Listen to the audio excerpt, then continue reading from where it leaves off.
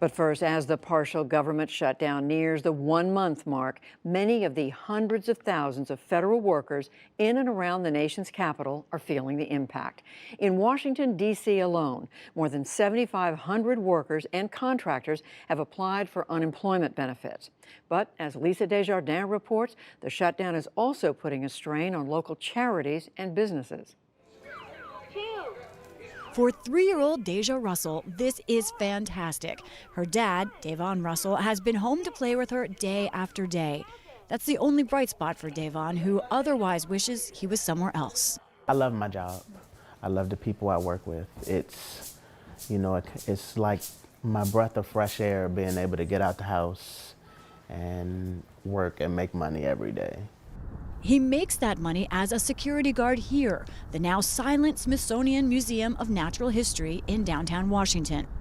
It closed 2 weeks ago as part of the government shutdown, leaving workers without jobs and tourists like Susan Blake from Indiana without a destination. My family loves museums. We would spend days in the Smithsonian, so we'll just have to make a trip back. It is more serious for Davon, of course. He lives paycheck to paycheck and hasn't had one for a week. He's filed for unemployment. I have credit cards, I have loans, I have my phone bill, rents, car note, car insurance. Davon is in one of the hardest hit groups, federal contractors. There are as many as a few million of them who work for private companies paid by the government by the job. Permanent federal workers have been guaranteed back pay by a new law.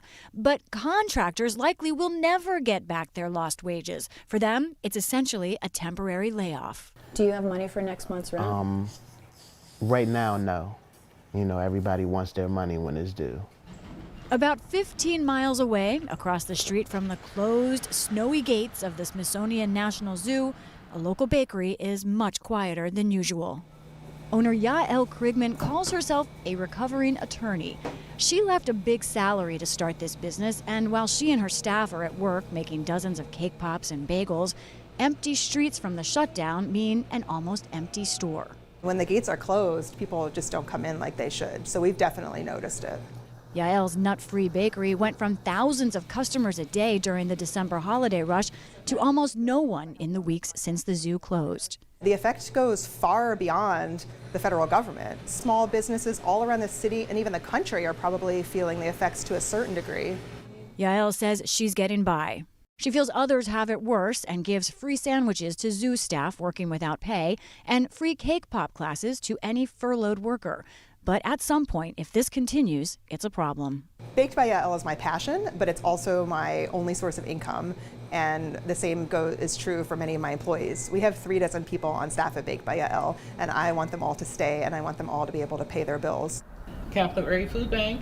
One of the greatest pressure points of the shutdown is here, D.C. area food banks like the Capital Area Food Bank. CEO Radha Mathia. The magnitude of the need is something that we haven't seen before. During this shutdown, the food bank has seen demand jump 20% over last January. That's more than 600,000 extra meals. They're sorting donations for new temporary sites they've opened for federal workers at local grocery stores. And those sites need a lot of donations.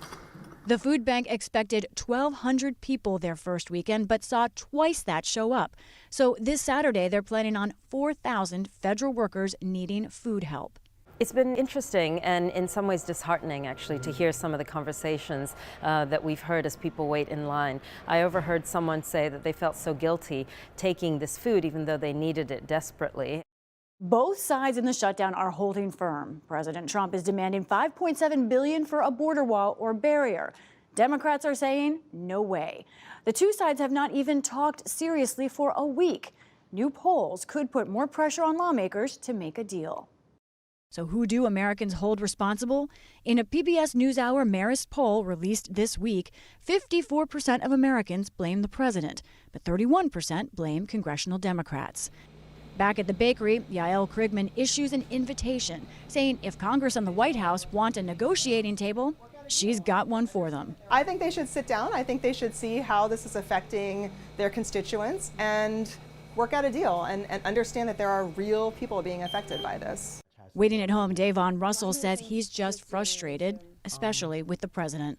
I believe he's being selfish at this point. He's like my daughter right now at this point. Who's 3? Who's 3?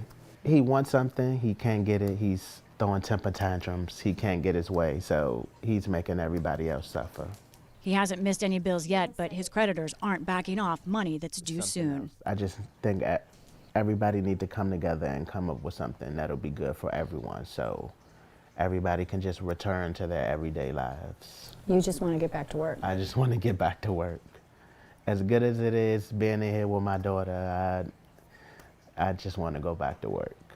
For the PBS NewsHour, I'm Lisa Desjardins in Oxon Hill, Maryland.